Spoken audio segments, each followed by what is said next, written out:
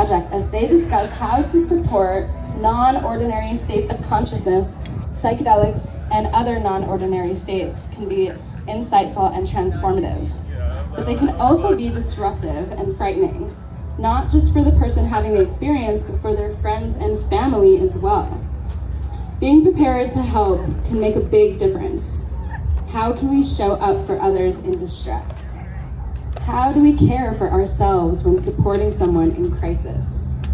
Zendo Project will answer these questions and share some skills and practical tips for helping others in the midst of a psychedelic or emotional crisis. So if you haven't heard of Zendo Project, I'm really glad that you're here today to learn from these amazing people. Yeah. And I'm going to bring up to the stage, we've got Chelsea Rose, who is the Executive Director of Zendo Project. We have Valerie Beltran, who is the Administrative Director of Zendo Project. And we have Steve, who is a board member who has over 10 years experience in harm reduction in the psychedelic space. So thank you all for being here. Remember to hydrate and take care of yourselves and your bodies and eat some food and enjoy this beautiful talk. Yeah. Let's give them another round of applause.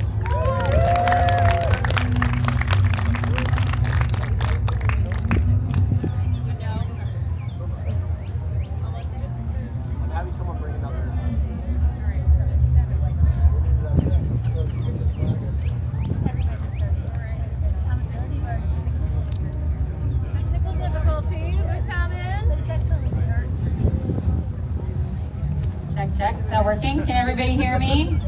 All right, awesome.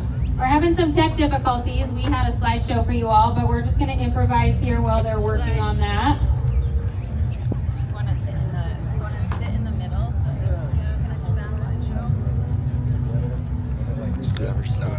I'm like in between two plugs here. Perfect. Check. All right. We're going to try to do some yoga. Okay, hi everybody. I hope you all having a wonderful time. It seems like the arrival moment, so we're really excited to have you all here. Thank you. So we are the Zendo Project. We provide psychedelic peer support at events as well as education for communities interested in caring for people who might be experiencing altered states of consciousness. The mission of the Zendo Project is to provide a supportive environment, specialized care, and education to help transform difficult psychedelic experiences and other complex emotions into opportunities for learning and growth. And our hope is really that we can envision a world where communities are educated, resourced, and engaged in applying harm reduction principles to promote safety, exploration, and growth. So we're just going to talk a little bit about what the impact of peer support at events. Actually, I'm going to step back one sec. Let's start with just defining what harm reduction is. So harm reduction is a set of strategies or ideas aimed at reducing negative consequences associated with drug use. Peer support specifically is just under this large umbrella of harm reduction. And the purpose of harm reduction is to increase knowledge and awareness of the risks of drug use, to create well-informed, conscious communities, and invite honest conversations about substance use. Peer support at events, like we'll be providing peer support here in our Zendo space, which is over in the Cosmic Experience. So the reason that we do this at events, there's a lot of different reasons. One is just because we really believe in compassionate care and providing that in our community. And there's a lot of people in this community who are interested in psychedelics and what they might offer. Our services also relieve the burden on security and law enforcement, hopefully preventing arrests. And we also alleviate some of the pressure on medical teams, preventing hospitalizations, and being able to take care of folks who come in who maybe they are not in a medical acute situation, but they just need some emotional support so we can be there with them. More and more festival producers are recognizing the importance of these services, and really we feel that mental health is right there as important as medical services that are provided to just really give a more rounded care to the community of the event. I have a bunch of really beautiful pictures here. I wish I could show you all of our space, but you won't be able to see them unless you're up here in the front. After Burning Man last year, we did a user research project, which was basically interviewing folks who had been guests in the Zendo at Burning Man. And we found that folks came to the Zendo for two particular reasons. One was they were looking for a physically safe space or a container. And the second was that they were looking for non-judgmental human connection or support. I'm going to say a little bit more about that. I'm going to share a little bit more about each of those. So needing a safe space or a physical space. So the guests had complained about the extreme environment, which you can see out here. It's very stimulating, it's very hot, too crowded, loud, and just really wanting a calm and comfortable place to retreat to. And so they felt comfort in knowing that that safe space was available to them to just show up where they were at, even if that was dysregulated, and find the support they needed. One guest said, "In the Zendo, I was able to take a break from what was happening outside with all the turmoil, so I could focus on myself and how I wanted to interact with myself." The second was the need for human connection and support. Guests are often in a heightened state and looking to process their feelings with someone, to seek out guidance or advice, or find someone that they can relate to. And they felt comfort in knowing that there were trained, non-judgmental, warm and caring sitters available to them. And one guest said, "I just really needed someone who could understand and hear about my experience. The sitter was the best conversation I had at Burning Man. We talked about Burning Man, but also my difficult year of transformation." So with that, I'll hand it to Valerie.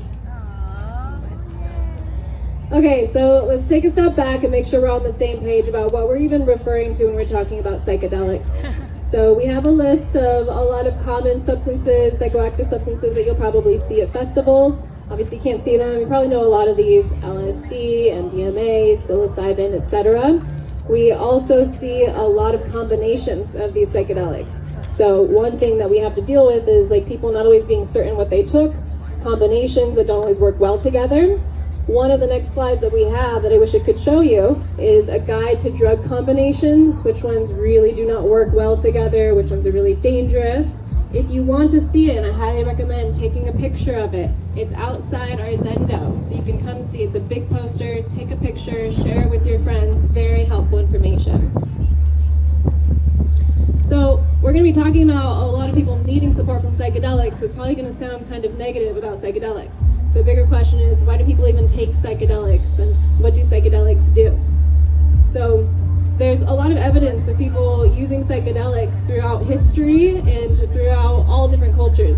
Psychedelic plants can be found on every continent of the world. They're pretty ubiquitous, and use has been part of society, even a lot of like organized societies, like in Greek cultures. It was a really distinguished part of society. So cultures use them, people use them, so why do we use them?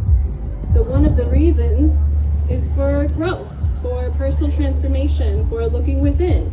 They're really powerful, bringing the unconscious to the conscious, looking at things that we often push into the deep recesses of our minds. Psychedelics have a unique skill to bring all of those things to the front and center. So one of the things that I do, I work with psychedelics in my therapy practice. I work at a ketamine center. I'm a supervisor at a ketamine center in the Bay Area. So I often work with people and I prepare them. And I often ask them, like, what do you want to come up in your psychedelic journey? What do you not want to come up? And with the caveat that often what you don't want to come up is likely to come up. This is the tendency that we're often going to have those difficult things that we want to push down. Those will often come up. So this is the reason why it's helpful to have somebody who's supportive with you. Somewhere where you can feel comfortable, where you can have a safe space, that you can have these things come up, and it can lead to healing and growth and transformation if you have that support. It's also fun. You know, people need novelty. Our brains really are stimulated by novelty. Even animals are found to use like psychoactive substances. They will intentionally eat like psychedelic mushrooms, they'll eat fermented fruit that's turned into alcohol. They will intentionally use these substances. Even, you might have heard of this, like dolphins will take like pufferfish and take a little bit of the venom from the pufferfish and pass them around in their little like pod of dolphins, whatever you call a group of dolphins. It's like the ultimate puff puff pass, right? Yeah, I see some of you shaking your heads like you heard of this. So they're ubiquitous, and it's not just for humans. Psychedelics have been a huge part of culture, and brains need novelty and stimulation. Also, you've probably heard about neuroplasticity. So this is a term that's talking about the brain's ability to change and adapt due to experience. So neuroplasticity helps us grow and transform and develop new ideas. And one of the ideas that you talk about a lot in psychology is that neurons that fire together wire together. So what that means is, like, if you imagine the neural pathway is like a road, the neurons that you use most frequently, those pathways start getting built up more and more and more, and they get stronger and stronger. So it's almost like that road becomes a superhighway. And so once it becomes a superhighway, it's really easy to just stay in that habitual response. People are creatures of habit. So if you want to create a new habit, if you want to break that old routine, you need to have something create neuroplasticity. Psychedelics are really great at creating that neuroplasticity. So it's like removing all of the traffic from all of those highways and making the roads clear, and even creating new roads where they didn't appear before. So from the Zendo guest research that Chelsea had mentioned, some of the things that people are saying is we're seeing a paradigm shift happening in culture, a mentality shift from drugs are bad to drugs are a tool I can utilize. Another person said, I feared psychedelics in my youth, then in my 30s I became more open-minded and now use them for holistic healing purposes. So these are some of the things that people are sharing, that they come to the Zendo, they experience the healing, and they're able to transform and have a lot of new healthy habits. And I'll pass it to Steve. To Steve. Hi everybody. So Zendo Project's goals, there's really three parts to it. One is events, one is education, and the other is advocacy and policy. And so when it comes to events, that is really where we grew out of. That's where our hearts are. It's where we get to build community in person and actually learn and teach skills that are happening in a real way, in a hands-on way. And so part of our mission as a nonprofit is to raise money so we can just show up at more places. It's very cost intensive for us, but one of the best ways to teach people is to actually give them opportunities to show up and be a part of community.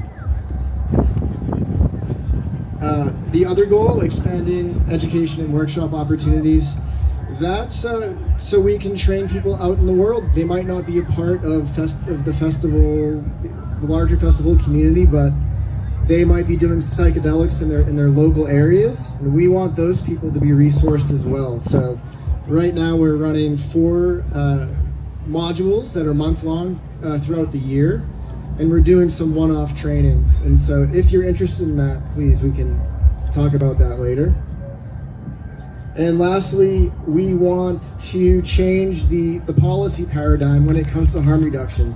Because right now, festival producers around the country don't see harm reduction in the same light as they might see first aid and medical care. We think it is equally important. And so part of that change for us is to work with not only producers, but at a federal level to basically get more protection for harm reductionists in this environment.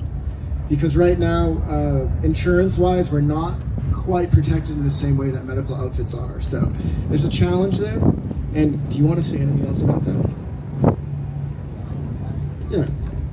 Yeah, I would be happy to share a little bit more about what we've accomplished. The Zendo Project was founded at Burning Man in 2012, so we've been around for just over a decade, and the mentality has changed enormously since we first started just 10 years ago. It's really incredible to see.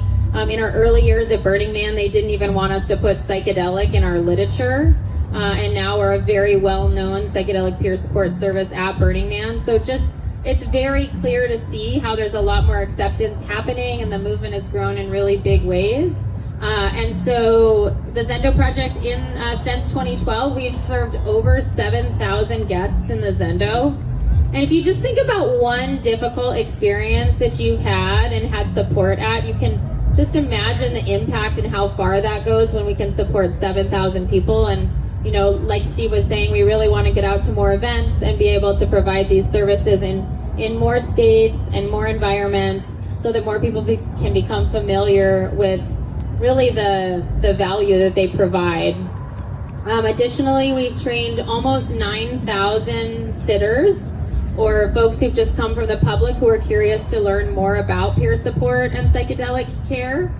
And then, you know, we've been pioneering, really for this last decade, pioneering a psychedelic harm reduction services and education. And one thing I'll say about events that I love so much is it's really where the rubber meets the road. It's really where we get the opportunity to practice our model, to continue to improve our model, and where we give, you know, hundreds of volunteers the opportunity to actually practice these skill sets with people who are in non-ordinary states of consciousness, whether that's from psychedelics or just going through a really difficult time that can also cause a non-ordinary state of consciousness, like grief or any sort of crisis. I have this really beautiful, I wish I could show you guys these photos. We had a really beautiful Zendo at Burning Man this year. It was decorated, they did even all the blankets and pillows from one side, and all the decor was rainbow from one side to the other. And then, as many of you probably heard, there was a really massive rainstorm. The Zendo Project logo, it's a cardboard yurt. That yurt was donated to us, and it was our namesake. And in the rain this year, it's cardboard, so it absorbed all of that water. And I was going to show you this really beautiful picture of our waterlogged Zendo with a rainbow over it. But that's a big fundraiser that we'll be doing this spring. We need to raise money for a new yurt. We're going to move to a waterproof structure. So it's sad to see it go, but it's been a really large part of our history. So I just wanted to give you guys a little visual of that. And then, yeah, we wanted to just share with you and dive in a bit more about the Zendo Project's 4 principles, which are our pillars of peer support. I'm going to go ahead and tell you all 4 of them, and then we'll dive in a little bit to each of them. The first one is safe space, or tending to safety. The second is sitting, not guiding. The third is talk through, not down. And the fourth is difficult is not necessarily bad. So we'll go into each of those. I'll start with telling you all a little bit about safe space, or tending to safety. You know, I really think of safe space as our first principle because safety is just so foundational to well-being. And safety is, we say tending to safety because really safety is different to everybody.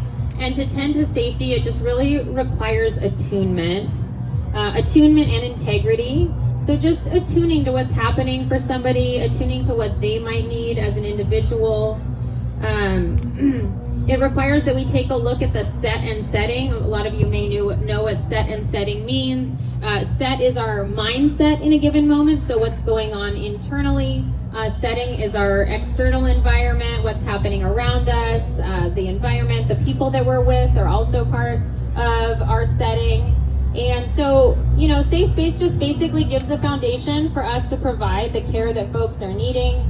It might include small offerings of comfort, whatever that might be. We try to keep the Zendo really cozy, comfortable temperature, blankets, snacks, water, all those sort of basic needs to make someone's experience more comfortable.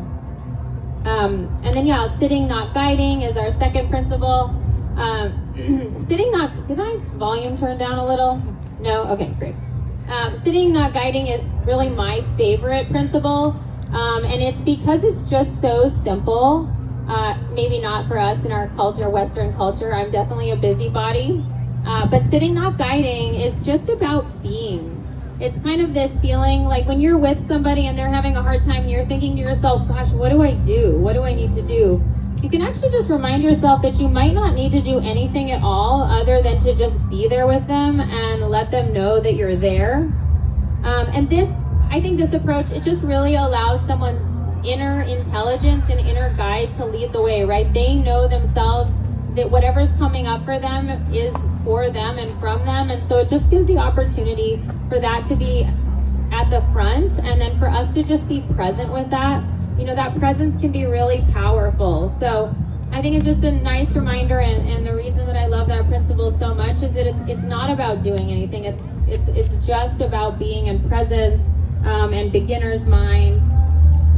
Some things that I think about when I think about sitting not guiding is just simply supporting expression and allowing someone to express whatever that may look like, and as, you know, as loud or as bizarre, you know, we can really encourage people to just express, because that really helps to move energy.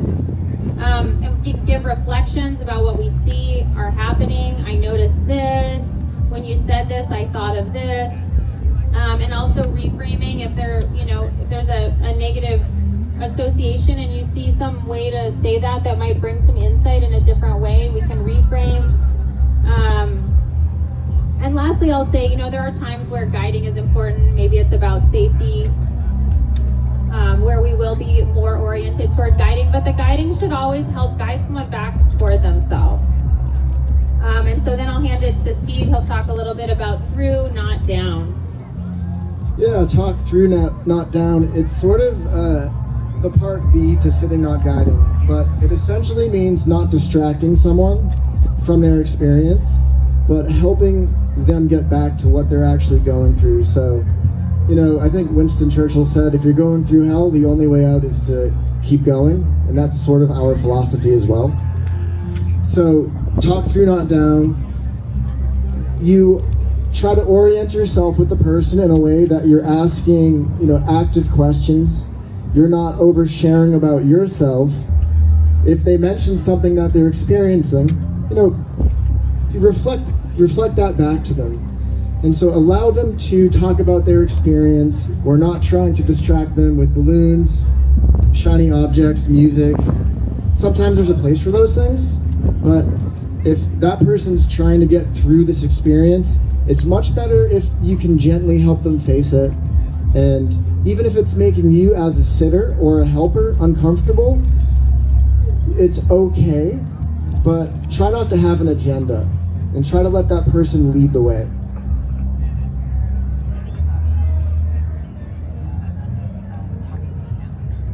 Yeah, you often hear say, you know, I talk someone down. Like, I've never actually seen someone get talked down, but I've seen a lot of people get talked through. And the last one is difficult is not necessarily bad.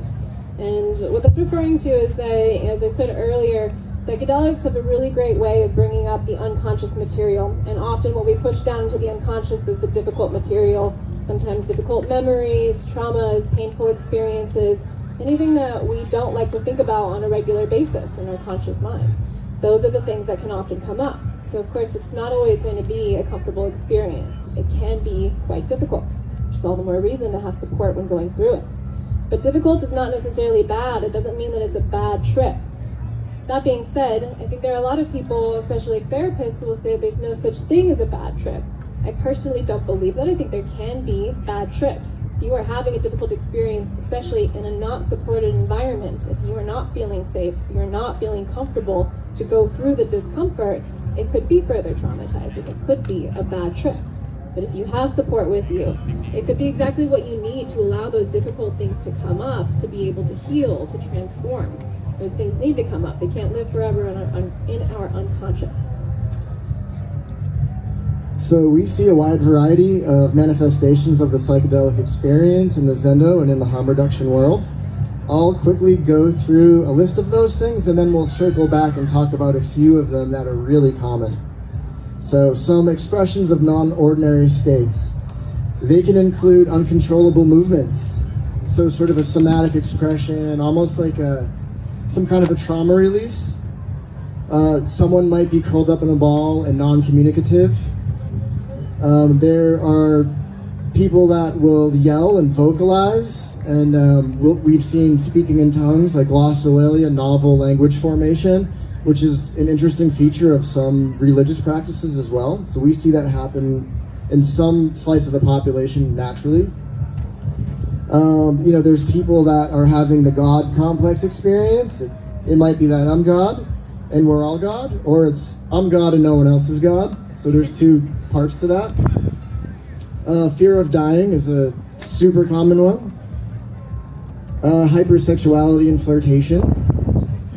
People who are just in their fight or flight mode, and we see a lot of flight, someone just wanting to run and get away as far as they can.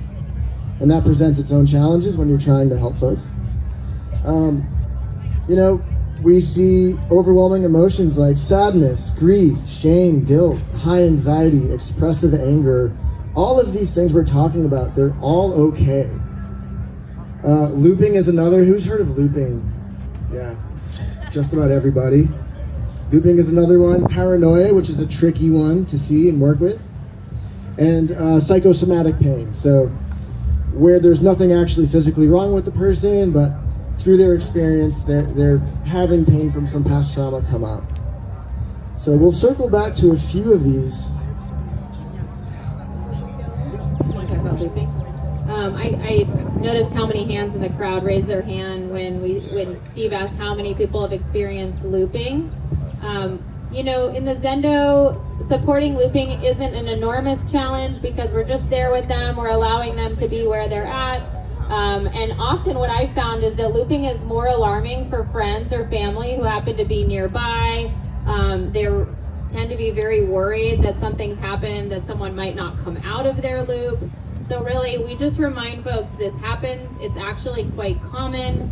And what you'll start to see is that if someone's in a loop, they'll have moments of lucidity where they'll come out and then they might go back in, but eventually the coming out will last longer, and then sometimes it'll happen in a moment and they'll just click right out of it. But it's just really letting people know that it will end. Some folks can remember their loops, other folks cannot remember their loops, but really we just sit there, we hold space for them, we keep them safe, especially sometimes if there's loops involve physical movements, which can happen. And I don't think either of you want to add anything to looping. I have a question, Chelsea. Yeah. Is there a way to break someone out of a loop? No. No way to break someone out of a loop. So we'll have a Q&A at the end. What is it? A loop? A loop is where someone will, that's a great question. So looping is where somebody's having, they're repeating a similar motion or phrase repeatedly. So often we'll hear phrases like 5 phrases on repeat over an hour, 2 hours, 3 hours. Well, they'll just say those same 5 phrases. Often it can happen with a movement, like that one phrase will come with a specific movement, and that will continue to happen. So really often I don't see it to be as alarming for the folks who are going through it, like I said, as it is for the people who are around it who may not have experienced it before. And so one of the big things we do is just to normalize that this can happen and it's okay, and we'll just be there and we'll, get through it. So. Yeah, and then I'll talk about the fear of dying. That is a common one and quite scary for people. So when people are experiencing the fear of dying, and first what I want to say is every guest who comes into the Zendo is first assessed by a medical triage volunteer. So they're assessed. One thing that we can do is reassure the person, like, you've been assessed, we have medical on site, we're always right across from a full medical tent with extra things that they can do. So assuring people that they have support. Of course, we can't ever guarantee that they're not going to die, but we can say the supports that we have on hand, remind them that those things are there. And then when somebody is actually afraid of dying or having a panic attack or just scared of some whatever physical experience that they're having, or even just a scary mental experience that they're having, I think this is where you can actually apply the second principle that Chelsea had mentioned, the sitting, not guiding. You can apply it to yourself, where sitting is really about accepting, or people will say surrendering. I'll talk about those terms in a second. But it's just about sitting with the experience, accepting your experience, instead of trying to control it. And the guiding in this, instead of sitting, not guiding, is really sitting, being with your experience, not trying to control it. So it's kind of applying that second principle to yourself, of just being with your experience. I think a lot of the difficulty of a difficult experience is the resistance to the experience itself. That as soon as you just allow yourself to have the feeling, to allow the memory to come up, to just surrender to whatever it is, often that feeling will shift. It'll transform, it'll start to move, it'll loosen, it'll release, so you can reframe it in some kind of way. So instead of trying to surrender or accept, because those terms can be kind of difficult, and if you try to get yourself to surrender or accept, often the opposite will happen. You just kind of resist it more. So trying to force yourself, or being disappointed that you're not just easily accepting something. Instead, if you can find something to be curious about, like if there's one tiny element about your experience that you can just be curious about, and if acceptance is too hard, just, oh, that's interesting, or I'm noticing blank, or there's this part of my experience that blank. And if you just hold in curiosity, it can be easier to allow it to flow and to transform. Can add a little something to that as well. I think as a sitter, when someone's afraid that they're dying, there's this want to let them know you're not dying, and sometimes that's really appropriate, but also, it can kind of add to the resistance. And so just a really simple, like, that sounds really scary, I'm here with you, can go a really long way, even if it means repeating it in some form or another. I'm here with you. And then, like Valerie mentioned, with the medical care, we can even offer, would you like someone to take your pulse? There's things where we don't have to necessarily tell them what's happening is not happening, but just, again, being with them in that experience of it being scary. Just to add to that, sometimes you get someone who shows up and they said, I've died. And so they're already gone past the fear of dying phase, and they've now died. And I think one of the easiest ways to work with that is just ask them, like, wow, what's that like? Give them a chance to express, give them a chance, gently redirect. I think a lot of times folks will bring their friends in, and the friends will have been saying you're not dying, and it really just tends to make it worse. So it's just a really good example of sitting, not guiding, and talking through, not down, where it could be really helpful not to add more resistance. We say what resists persists, and along with curiosity, just a little bit of ability to turn toward what's happening and make a little space for it can be really helpful. Yeah, we'll cover one more. We'll cover paranoia. So if you've ever smoked too much pot, I'm not accusing you, but you likely know what it's like to feel really paranoid. With a powerful psychedelic, it can really amplify that. And paranoia, we find, is very difficult to work with, and it just takes a lot of nuance and gentleness and patience. But essentially, when someone, say it's your friend, and they're really, really paranoid, instead of telling them, no, there are not helicopters following you around, you might say, wow, it sounds really scary to have helicopters following you around. What's that like? How can I make you feel safer? So you're not denying their reality, you're identifying with their experience. That sounds scary. That sounds weird. I'm here. So what we've learned is if you try to deny someone's delusion, it usually reinforces the delusion and it makes you an outsider. So you want to try to build that fragile trust with the paranoid person. So never deny and always validate their feelings. It's not just the delusion, there's the fear behind it. So validate that fear and just say, wow, that sounds intense to feel like every song happening at the stage is about you.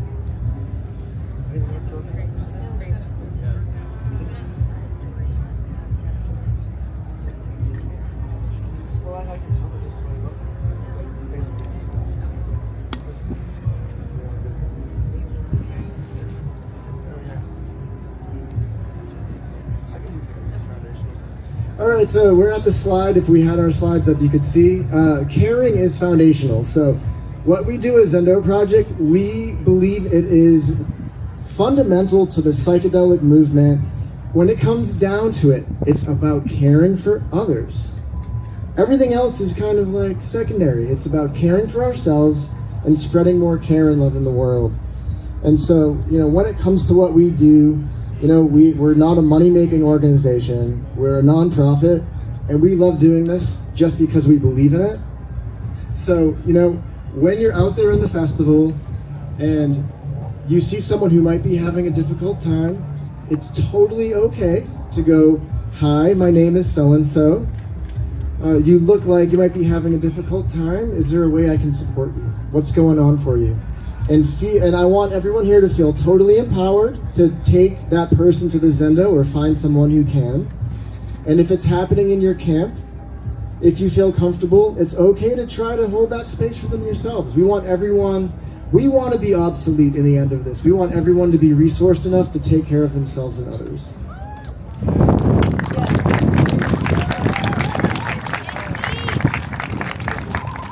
Yeah, just to add to that, I feel like one thing that we've done, having a lot of like professional like therapists and medical providers and people that you have to do a lot of training to be able to help people in these ways, we've kind of like created this established hierarchy of like, if you don't have the sufficient training, then you can't help people. So we've kind of like outsourced just the ability to care for each other. We kind of feel like we can't really just like help the average person anymore. So I think a lot of what we're doing is like reteaching some of these foundational skills that are really at the core of all of us. Like we know how to care, we know how to just be with each other. And it's just remembering that we have the right, it's a fundamental right to do that, and how to do that in a way that's just accepting and being with the person's experience and not trying to change it or control it.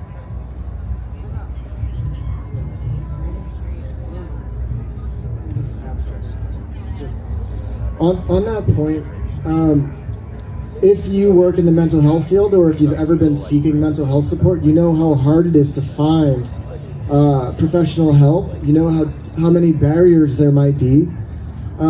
We're not saying that peer support is a replacement for mental health support, but it's better than nothing. So the more people that feel empowered to care and stand by, that can be life-changing for someone. That's the difference between someone being here and not being here.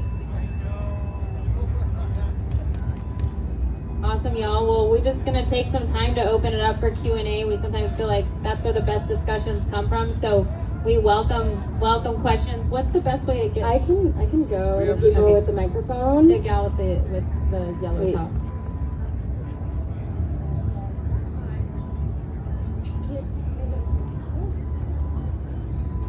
Hello. I was just curious where the Zendo harm reduction area is. Maybe I missed that, but No, you didn't miss it. It's Okay. and it's hard to find anything around here, really. I know it might be on the map, it might not be on the map. Depends on what map you're looking Be at. wrong on the map. Yeah, maybe wrong on the map.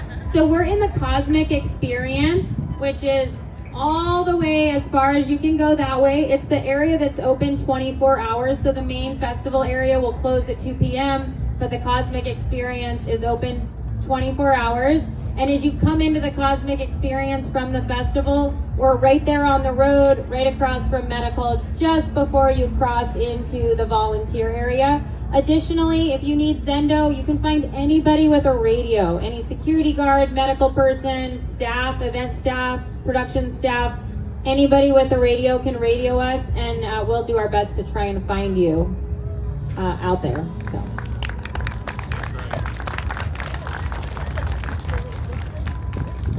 The person in the Grateful Dead, Steely. So we're talking a lot about how drug use and these change consciousness. What about people that experience schizophrenia, bipolar? Do we think these skills can actually help in those fields as well? And conversing and helping those kinds of people in our family and our loved ones. Yeah, so one thing that's coming up for me initially is like the skills that we're teaching are about making people feel more comfortable in their discomfort. It's not about healing. Like we're not doing anything to like fix anything. I think a lot of like mental health issues require further treatment, sometimes medication, like sometimes just bigger things, long-term treatment. So yeah, like Steve said, we're not a replacement for that. But if somebody is having a difficult experience, can we make them more comfortable in the moment? Of course. Like, are there things that you can do to just like make them feel less alone? Repeat some of the things that they're saying, like Steve was saying, just giving a simple, like, that sounds really scary. They need to hear back, like, this is scary. Like, thank you for helping me name this. It's like when you have a child who's freaking out, you're like, this sounds like you're going through a big emotion. It sounds like this is really hard for you. It sounds like this is really scary. And the kid is like, yeah. And they kind of settle down a little bit once you name that emotion for them. Like, we name it to tame it. That's what we say in psychology. Like, once you identify what you're feeling, you have someone else reflect what you're feeling. You know you're not alone in what you're feeling. That part of your experience is gotten, is understood, is felt with. That's a huge part of just feeling a little bit better. Maybe it's not going to heal them permanently, but it can help them in the moment. Yeah, and I'll just add to that, you know, this skill set is really for non-ordinary states of consciousness that come in many, many, many more forms than just through psychedelics. And Zendo is actually currently working on expanding our training to train crisis workers in crisis settings and emergency rooms, because the skill set of presence isn't something that is readily available to folks working in those settings. So just to remind you all, this skill setting is applicable to raising a family, and again, to any non-ordinary states of consciousness as they arise in the human experience. Hi, thanks for being here. For folks that want to work on their skills or get involved, how can we do so? And sorry if I missed that earlier, if you covered it already.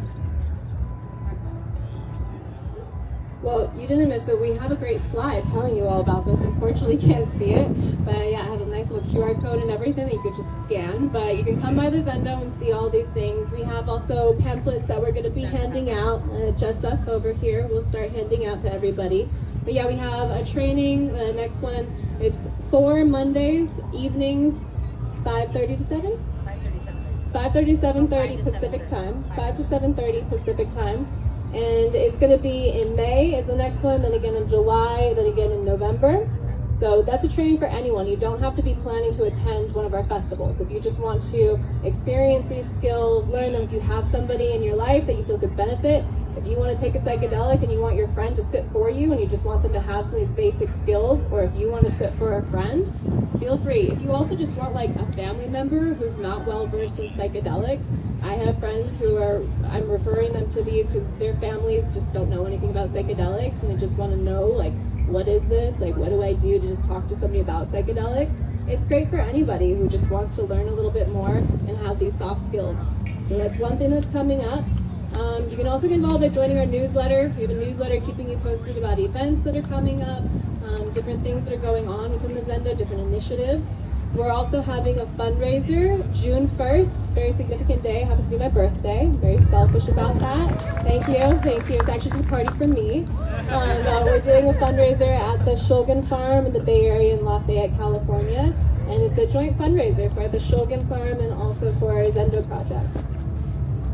Our next big event with about 400 volunteer opportunities is at Burning Man. We have about 400 volunteers at Burning Man. So if you're planning to come to Burning Man or might want to just come to experience what it's like to sit in the Zendo, that's a great opportunity. And if you want to learn more about all this, zendoproject.org. And so just go to the website, zendoproject.org, and you'll be able to link into the newsletter, find about trainings, find out about volunteer opportunities. And also, I just want to mention while I have the mic up to my face, we are a nonprofit and we have to raise our operating budget every year. We get wonderful support from MAPS, but we need more to actually do what we're trying to do and accomplish in the world. So if you're feeling generous, please go to our website, make a donation, become a monthly donor. If you have an idea for raising money, talk to us. We're really accessible, and we just want to spread more good in the world. So. Yeah, I just want to add to that. We just got our nonprofit status last May, so we've been a nonprofit for almost a year. After 10 wonderful years of incubation at our parent organization, MAPS, the Multidisciplinary Association for Psychedelic Studies, who continue to support us in massive ways. So, and also, if you want to just talk about what we're doing or talk to any of our volunteers, we have 80 volunteers for this event at the Zendo, and you're welcome to go over there and start a conversation and chat with people. They love to share more about what they're up to. Well, I have another question here. Thank you guys for the work that you're doing.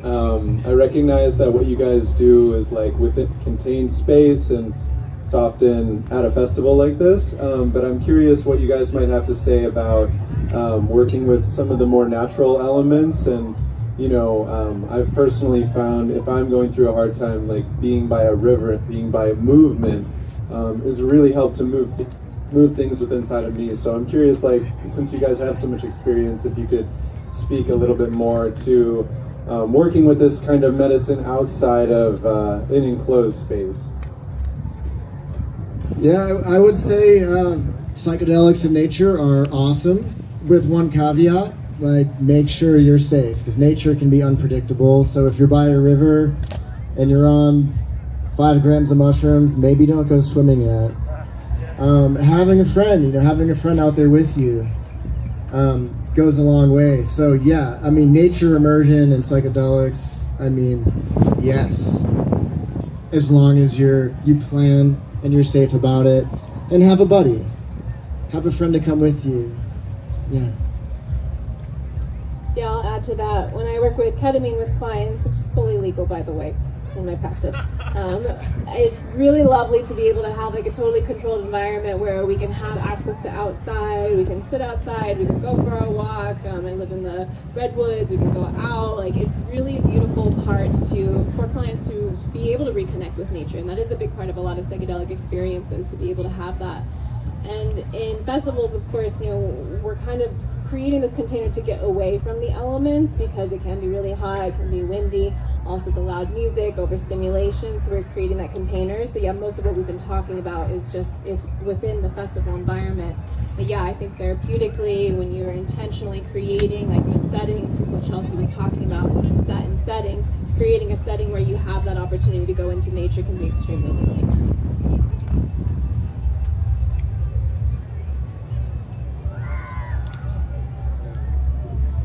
Hello. Thank you for being here. Maybe this is a question for one of each of you here. Maybe you can share one of your favorite sitter stories, like something that, when they left the Zendo, they felt transformed, something that would reach a lot of people.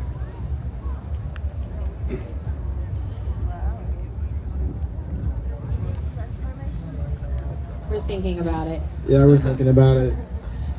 I had one that's about paranoia that I was going to tell, but it resolved and everything was fine.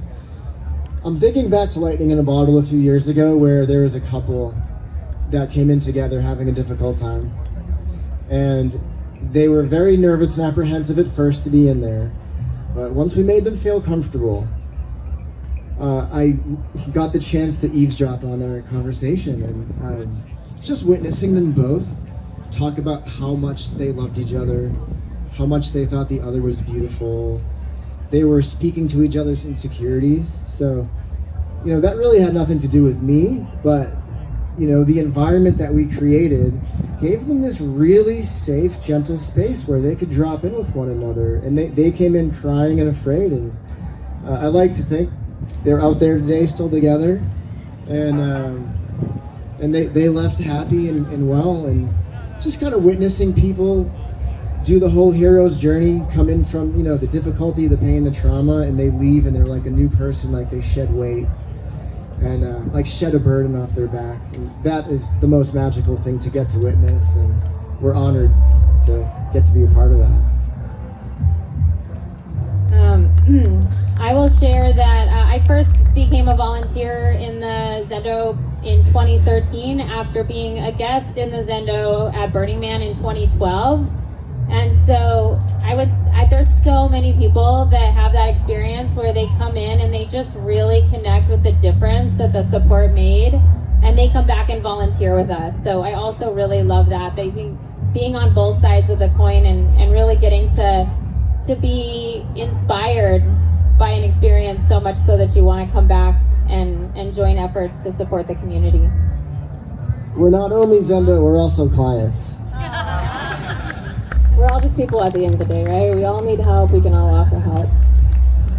The story that I'll share is one that I think is actually kind of common. I've had this happen fairly regularly when somebody is remembering a traumatic memory, and they're kind of going into a lot of the painful memories of it, and as a sitter, just kind of helping support, just asking questions, sitting, not guiding, and on their own, they're able to reach these incredible transformations of this memory that they've held and remembered for their entire lives, and been holding on to this pain, this resentment, anger, whatever, and on their own, they can just watch them go through this arc of seeing it maybe from a different perspective, or something about it just lands differently, or they just feel impacted differently in some kind of way. And you almost see the shift where it's like their whole body is transformed, like if something has lifted off their shoulders, or they've released something that they've been holding on to. And often they'll say something like, I didn't know I could feel self-acceptance and hold this memory, or I realize that this is just part of my story, it's not my whole story, or this happened to me, it's not all of me, or I feel love and self-love for the first time, or I can forgive that person for the first time. I've seen that happen so many times that it's just the most like miraculous thing, being able to witness somebody going through this really difficult experience, this horrible memory, something horrific that happened, and see them come out on the other side. Like, it is so much lighter. It's a beautiful transformation, and why I freaking love doing what I do. So we have about 5 minutes left, so time for one more question? Yeah. One? Who would like to ask a question? Okay. You know, that set and setting. Okay. I can hold it for you. So I love how you say set and setting, and so much of that is spoken, but so like this, set and setting, boom. It'd be amazing if you guys did like a talk or a workshop. So for us to learn, I guess, the art of it, right? Yeah. Got a question to you. Yeah, sure. Yeah, I think, and first of all, set and setting is so foundational, especially when you are able to intentionally go through your experience. And anybody can do this, even if your intention is just to like have fun or like bond with friends. Being kind of intentional about what you're about to do is a really important part. This is let's give it a moment for that. All right, yeah, you can also have some bumping music if that's part of your intention. Then great, build that into your experience, just roll with it. But yeah, having an intention is a really helpful thing to like keep you kind of focused, keep you like guided in a way that's not guiding, if that makes sense. Like, stay with me. It's like you're not controlling the experience, you're not trying to control like every aspect, every detail, but you're having something to kind of hold on to. It's like a grounding. Like, I will often have people create like mantras or like a one line that they can remember to repeat to themselves, something like I want to heal, or I want to move through something, or I'm going to be curious about my experience. And having that in mind as you're going through whatever your experience is, especially if it gets difficult, replaying that in your mind, reminding yourself of that intention, having somebody with you to remind you of that intention can be a really good way to ground in the experience, whatever is happening. So it's kind of like a guidepost as you're going through the experience. Is there more that you want to say about that? I'll just add that, in these environments, things are moving so fast, and so along with intention, it's just the pause of slowing down. It might just be 1 minute that you slow down to ask yourself, why am I doing this? Where am I at? Who am I with? And what do I want to get out of this? But just that pause can make such a difference. So it doesn't have to be something it can be something big and beautiful that you've been planning, but it can also just be simple as just a moment to pause and ask yourself why you're doing something, or why you're doing this, going on this journey. Awesome. Thank you all so much for being here. Thank you, everyone. Have fun out there and be safe. Come say hi. Yeah, come visit us. Let's keep that applause going. Come on, there's a lot of people here. Yeah, beautiful. Yeah, thank you guys so much. Zendo does such important work, and if it weren't for Zendo, we'd have a lot more problems on our hands. So big thanks to them and everything that they do.